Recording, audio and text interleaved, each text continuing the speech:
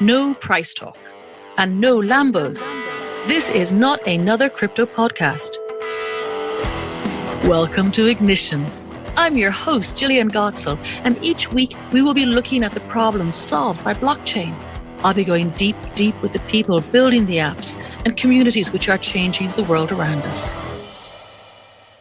Hello and welcome to EOS Dublin's podcast called Ignition. I'm Jillian Gotzel and I get to interview loads of interesting people. Now today is not someone whom you might necessarily know in the EOS community, but by the end of this interview, you're going to want to know her more, trust me.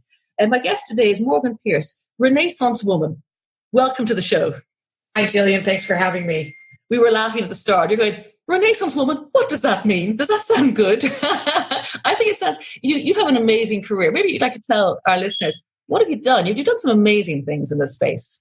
Yeah, I mean, I'll sort of give you the really, really fast kind of background. I've been a treasury certificate trader on the Mexican Stock Exchange. I started my first business, which ended up being a cybersecurity company later on. But initially, we just created D-based applications in the late 80s. So that'll tell you how old I am in terms of having my fingers in the technology pie. My second company, I started in the early 1990s, which was a bit of a fintech play, and that was successfully sold as well. And then I went to work for larger multinational types of companies, and I ended up in Ireland in 1998. I got hired and relocated to Ireland by Oracle to head up their online marketing efforts for all of EMEA for the internet sales division, which is a $400 million division of Oracle. And at the time, Oracle was the second largest software company in the world next to Microsoft. So it was like working for Facebook or Google today, right? The big boys. And then in the .com boom, I got headhunted out of Oracle to actually start a fund, to early stage technology, .com technology fund, again, put together by some Irish high net worth individuals. And then I did some lifestyle businesses while I was raising my daughter and my stepkids, and then got back into the technology world through that same venture fund door that was opened in the early 2000s in the sort of mid 2013, 2014 timeframe. And that's the same time that I actually got involved with cryptocurrency in 2014 when I opened my first Bitcoin wallet. And I was really excited about cryptocurrency, although I didn't call it that, electronic money or whatever, when in the mid 2000s, a guy had made $1 million real US dollars out of selling virtual property on a game called Second Life, where you could turn your US dollars into Lincoln dollars in the same way that you could turn money into stuff on Farmville on Facebook, right? But somebody had actually turned that on its head and sold people virtual property in the Second Life game, and then turned the Lincoln dollars back into fiat dollars, and he actually made $1 million. And I thought, the concept of actual electronic money is going to be here soon. It's real, you thought then? It's a real thing. Yeah. That was the mid 2000s, and so by 2017, I was, completely hooked, and I quit my job working for a SaaS software company and told my husband that I was going to re-skill myself in blockchain and distributed ledger technology to understand kind of like where the opportunity was. And then I started giving talks about blockchain, and that's how you and I met almost 2 years ago. And I started giving talks around Ireland and around the UK and the US, and I gave this big talk in LA.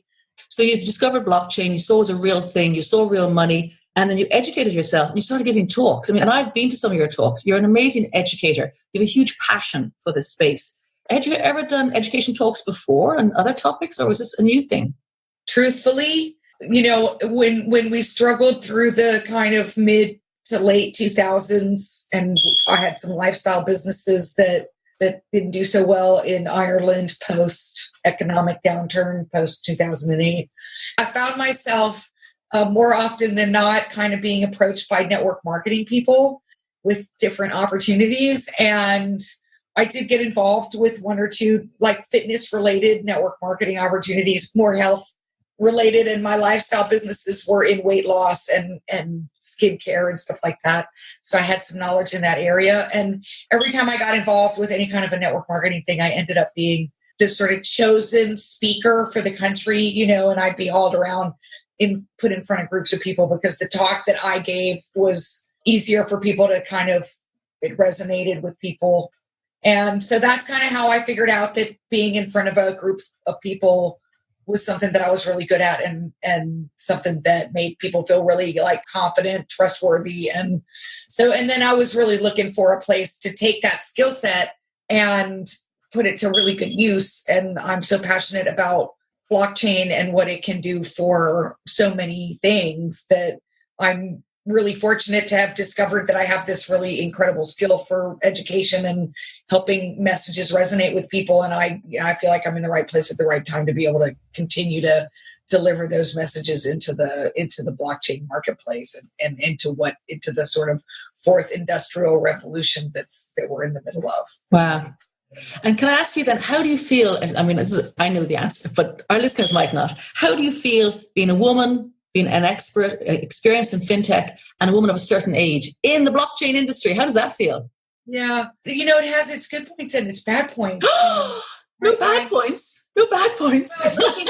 Bad points, right? And it has nothing to do with being a woman, actually. It's just has to do with being older than most people. And is that, you know, I spent the last year working at Seba Crypto, and I had a really amazing experience when I was able to really dedicate my skill set, which is launching and strategizing on messaging and where we should go and how we should be positioned and what marketing tools should we leverage in order to enter the market. But once it gets down to actually implementing and dealing with the nitty-gritty stuff like, you know, who's on our LinkedIn page and all that kind of thing, I'm too old for that. I am not in a place in my life where I'm challenged in any way by anything that's very nitty gritty, detailed, digital marketing, you know, print business card.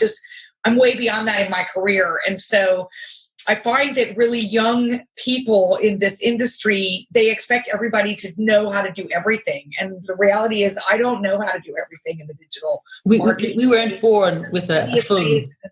Make your own video space and be, you know, fabulous on Instagram space. And I'm like, I'm just way too old for that stuff. I'm a strategist. And so what I need to do is I need to stay working at a level where I, you know, talk about where things are going and help people figure out how to get there. And don't put me in charge of nitty gritty stuff. I'm too old. You're not the Reddit. Now, as far as being a woman, I think it's really exciting. And I just, you know, I think that this is a really interesting time for a lot of things, not just being a woman, but, you know, blockchain enables so many. It's a leveler in so many ways. And it's a leveler in exactly the same way for women as it is with all the other things that you can, you know, all the other use cases that get rolled out, political, you know, voting on the blockchain is going to equalize things. Remittances is going to put more money into the hands of the unbanked. Tokenization is going to unleash liquidity in assets at a retail level so that people could get involved with real estate, which they could never do before because it couldn't be fractionalized into little pieces that could be sold off to retail investors. And so it's like all these things that are leveling are happening. And the same is the option for women.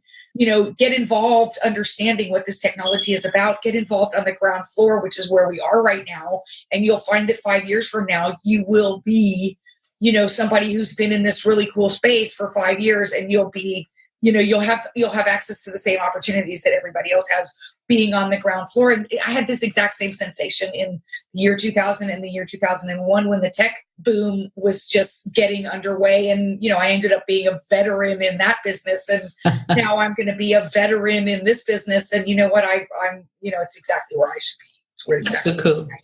My whole, you know, so you have the opportunity, just get involved now. Don't wait.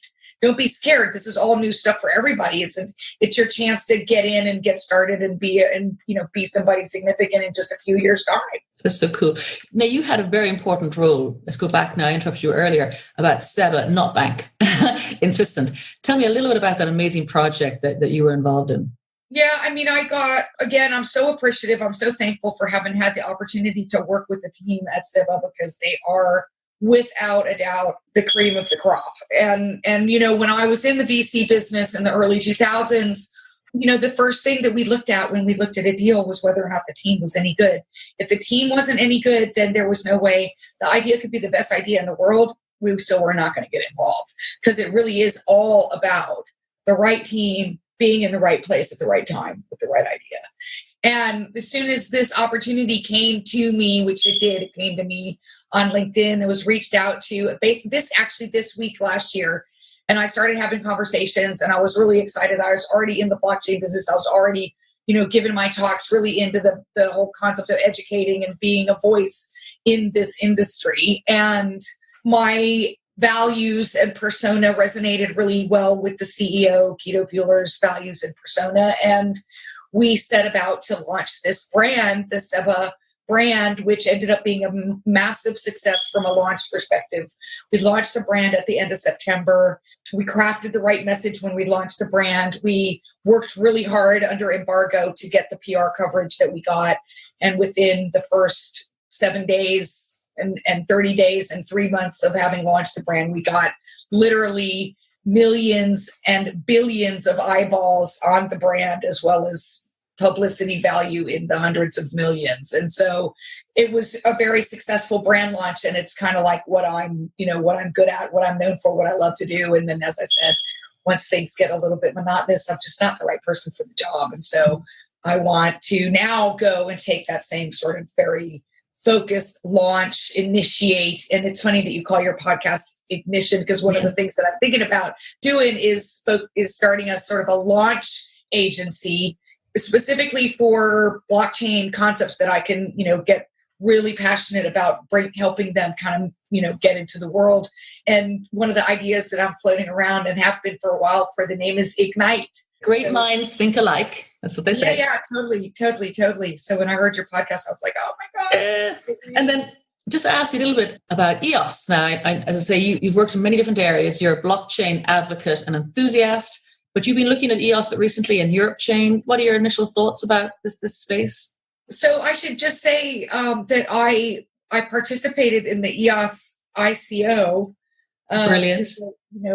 But I participated late, so it was in the latter part of May. I think it was right before the mainnet went live in June, and I got in there at the very end, which I was kind of happy about. And I'd already actually had EOS that I had acquired on an exchange, but that I was able to participate at the tail end of the IPO. And I'm a big fan of Dan Larimer's and have been since he did BitShares, actually, which I thought was a really important piece of the infrastructure in the whole decentralized space. And I also, am quite bullish on the concept of the delegated proof of stake. As opposed, I always think of it as decentralized, because actually it is sort of decentralized proof of stake, but it's delegated proof of stake. And the whole mathematics behind it in terms of the number of people that you need to actually make it mathematically correct in order for the network to be considered safe.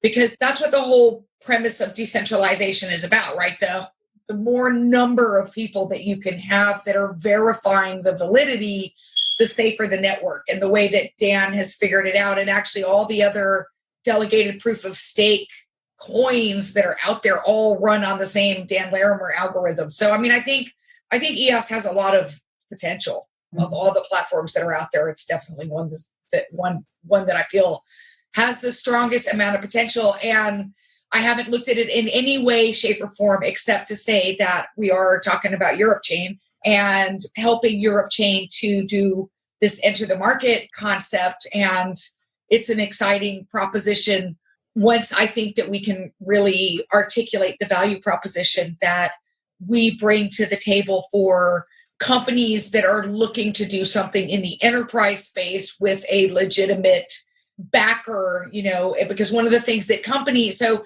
in this kind of world that we're bridging, so we're going from, SaaS dealing with a very centralized set of companies, Microsoft, Oracle, Google, Facebook. These companies are owned by, companies and shareholders and things that the whole world has been familiar with for many, many years. And now we're talking about starting to build enterprise grade systems on platforms that are completely decentralized, that aren't owned by companies, where you can't hold a single entity responsible. And that's a very scary concept for an entity, an enterprise that wants to develop a piece of software. And so I think that the marriage of really solid technology like EOS with, people that are running it at an enterprise level, it's almost like exactly what Seba did. Seba is bringing a legitimate piece of the pipeline to the table by becoming a regulated bank, so that money can go in and out of the crypto market in a regulated way.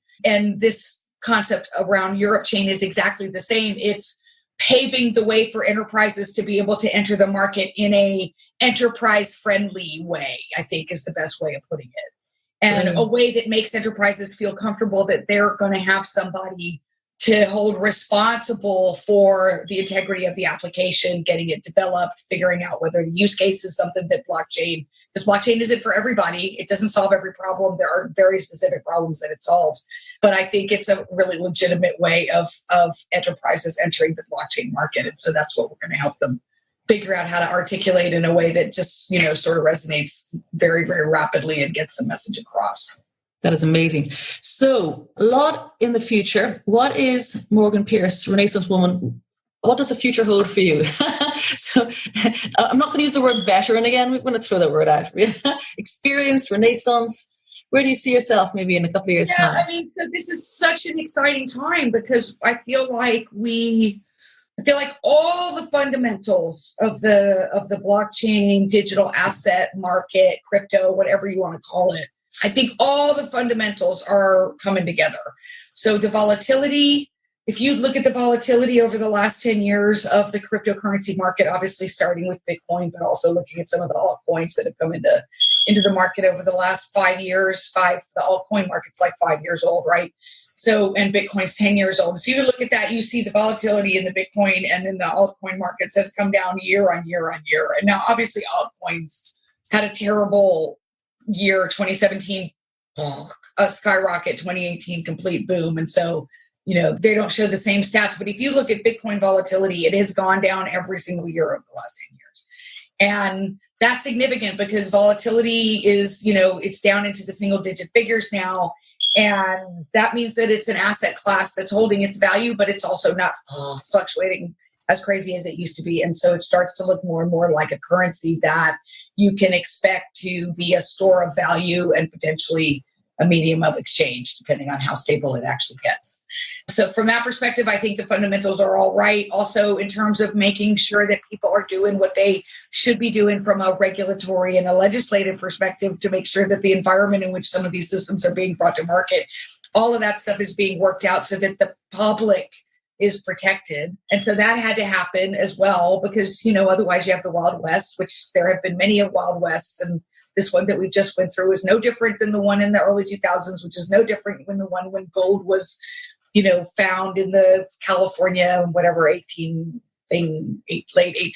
19th century or whatever that time frame is. Anyway, suffice to say that the fundamentals are really, really good. And so, I want to try to help as many really solid blockchain companies come into the marketplace as, there's pockets of things that need to happen in order for this marketplace to really take gain a lot of momentum. And I'm excited because I have the opportunity to help companies take the leap forward into this space. And, I feel like I can play a pretty significant part in the next 5 years of where this new technology revolution is going to take us. And it's really exciting to be here right now. I'm going to take that one word that you said it several times, and I totally agree. Exciting. This is an exciting place to be. Well, listen, thank you so much, Morgan Pierce, Renaissance woman, excited woman. Watch this space. We'll be talking more about Europe Chain going forward. But thank you very much for your time today on Ignition Podcast. Oh, thank you for having me.